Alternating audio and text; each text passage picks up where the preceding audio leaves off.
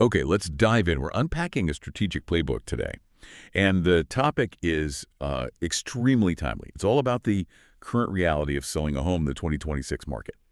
If you're even thinking about putting a property on the market, you might be looking at the headlines and thinking the market is still hot, prices are soaring, selling should be easy. But what our research revealed is this huge disconnect. The source material says right out of the gate that selling a home is, and I'm quoting here, no longer automatic. We're not talking about some slow decline. We're talking about thousands of listings that expired just in January alone. That's causing massive confusion for homeowners and a lot of, well, financial frustration. If the market is supposedly so strong, why are perfectly good houses not selling? That's the paradox we need to start with. And what's fascinating there is that the high-level data, things like median price increases, that can really hide the execution problems that are happening on the ground. The research we looked at, it just cuts right through that noise. And it argues that this epidemic of expired listings, of lowball offers, it can almost always be traced back to a failure to execute on a pretty simple but very stringent three-part framework. So that's our mission for you today. We're going to unpack these three non-negotiable elements, the ones that dramatically improve your chance of selling faster and, of course, for a higher price. They aren't, groundbreaking ideas in themselves, but the standards for actually pulling them off in 2026, they've ratcheted up considerably. Exactly. The source has basically laid out this three-part framework. We can call it the 3 Ps of selling in 2026. Yeah. Presentation, promotion, and price. And the key message here is that this is an unbreakable chain. The material really emphasizes that if you miss just one of these, it can cause an otherwise great home to just sit there, unsold. Yeah. And that turns what should be an exciting time into a really stressful ordeal. So maybe let's start with the market context. Why is 2026 so different? If you've been in the market for a while, you probably remember the bidding wars from a couple of years ago. You just had to put up a sign and basically wait for the offers to roll in. Why does execution matter more right now? The source material is very blunt about it. It says execution matters now because, first, the buyer pool is just dramatically more selective. Mostly because interest rates mean their purchasing power is often constrained. Every dollar counts. Every dollar has to feel justified. And then inventory, while it's higher than a few years ago, is really uneven. You might have tons of competition at your specific price point. And maybe most critically, we just have to face the fact that attention spans are shorter than ever, especially on mobile devices. And that's the connection to strategy, right? For you as a seller, it means you just can't rely on general market heat to cover up any problems.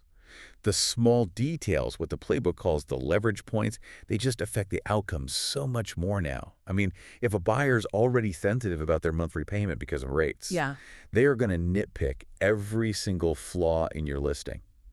You can't afford to overlook anything when buyers are scrolling through hundreds of options in 5 minutes. Which brings us to the first P presentation. This is really the new front line of real estate. The challenge is that today's buyers, they're making these snap decisions in seconds, based on tiny thumbnails and the first few pictures. If the listing doesn't immediately grab their attention, It's gone. it gets skipped. It doesn't matter how beautiful the home is in person. The listing is the first showing. And if you connect that to the idea of shorter attention spans, strong presentation becomes your defensive strategy. The playbook outlines exactly what strong presentation means in this environment, and it's way beyond just hiring a photographer. First, professional photography. That's the absolute floor now, not the ceiling. The photos have to be high dynamic range or HDR, and they need to be specifically shot to highlight, well, 3 things: light, flow, and scale. Light, flow, and scale. Right. Yeah. We need to get away from dark corners and, those overly filtered images. Buyers need to literally see how the spaces connect and how bright the home is just from the pictures, because they are eliminating listings based on a 2-second glance. That distinction is so important between just a standard photo and one that highlights flow and scale. A snapshot of a room doesn't show you how you get from the kitchen to the dining area, which is so vital for modern living. Absolutely. And in 2026, the sources suggest that technology has just raised the bar to a non-negotiable level. We're talking about 3D virtual tours, specifically Matterport or, similar interactive models. That is now the minimum expectation for any home that's above, say, an entry-level price point. So buyers are actually filtering out listings that don't have them. They are. The content needs to create emotion and tell a story. A static walkthrough just doesn't cut it anymore. You have to immerse the buyer virtually before they'll even commit to seeing it in person. Okay, let me push back a bit here just to play the skeptical seller. If I stage my home beautifully, I hire the Matterport photographer, write a great description. How much can presentation really overcome a structural issue, like, say, a 20-year-old roof or dated appliances? That's a great question, and it speaks to the limits of presentation on its own. Presentation doesn't hide defects. What it does is it maximizes the home's perceived value and emotional appeal, so that the buyer is more willing to forgive or negotiate on those defects. I see. If your presentation is poor, the buyer just assumes the worst about everything they can't see. But if it's stellar, you position the home as a quality asset that's worth negotiating for, even with a few blemishes. And then finally, the listing description itself. It has to sell the lifestyle, not just list the features. Saying 4 bedrooms, 2 baths is just a data point. That could be 100 different homes. Right. But selling the serene owner suite with morning sun for a quiet start to your day, or the perfect backyard for summer dinner parties, that sells the lifestyle. You're connecting their desired future to your space. And this is where the competition angle hits hardest. Your home isn't competing with what your neighbor sold for last year. It's competing with every other polished listing a buyer sees on their phone today. Instantly. They have access to endless comparables, and if your presentation is sloppy next to a listing 2 doors down that has drone footage and a 3D tour, you've already lost. All right, let's shift focus to P number 2, promotion. You can have the most beautifully presented home in the world, but if nobody sees it, or maybe more specifically, if the wrong people see it, all that effort is wasted. Our sources highlight a really common and fatal mistake here. The seller just assumes that putting it on the MLS is enough. And that is such a passive strategy. It might work, 5% of the time in this market? And it relies completely on luck.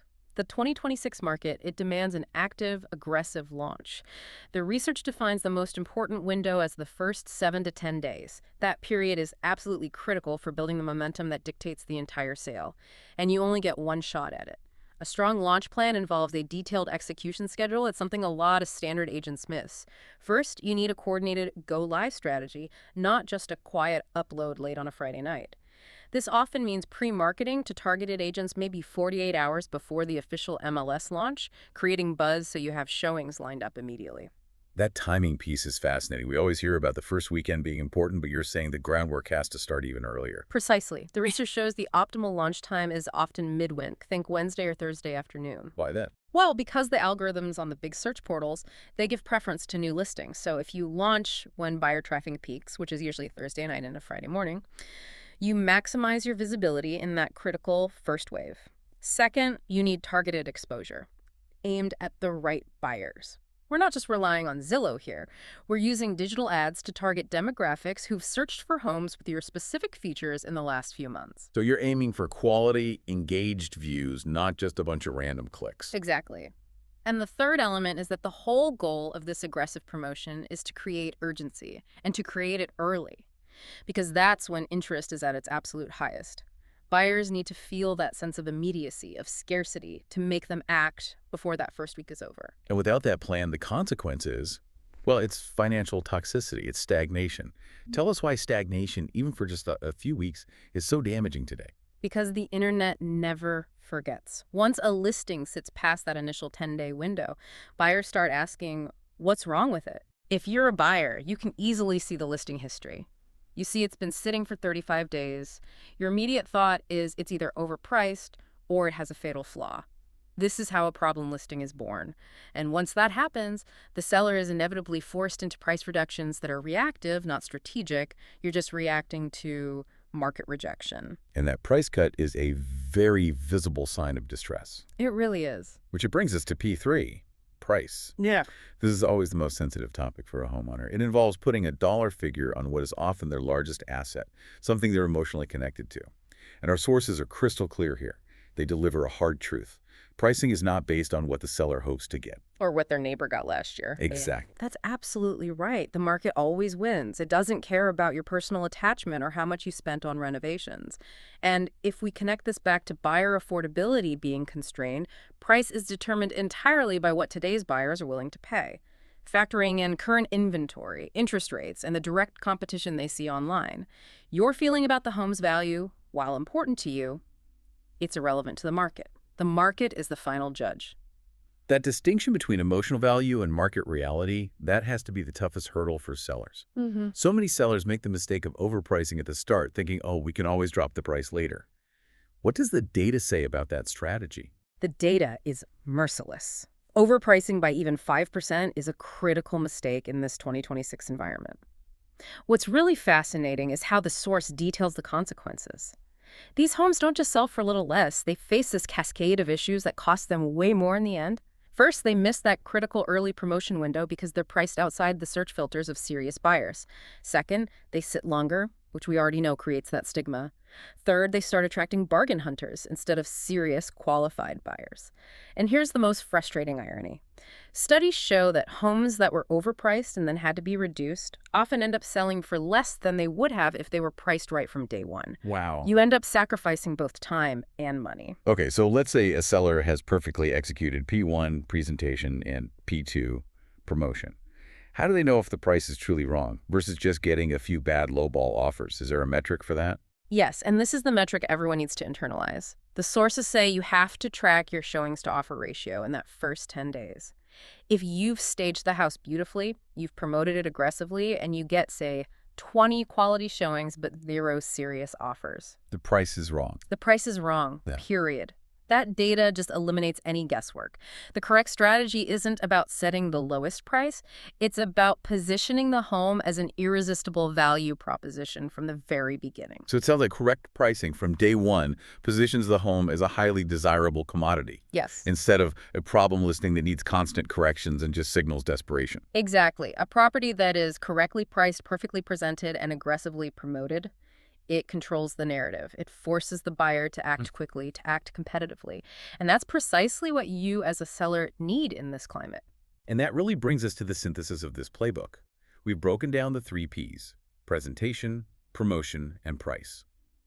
The key takeaway from our source material is the power of alignment. It's a holistic approach. When all 3 are aligned from the very start, when you launch a perfectly packaged, aggressively marketed, and competitively priced home, the odds shift heavily in your favor. It allows you to dictate the terms of the sale rather than just reacting to the market. We've established that flawless execution matters more than ever in 2026. And these 3 factors, presentation, promotion, and price, they are the biggest leverage points in the whole transaction. They're the details that so many homeowners overlook because they assume a strong market will cover for weak execution.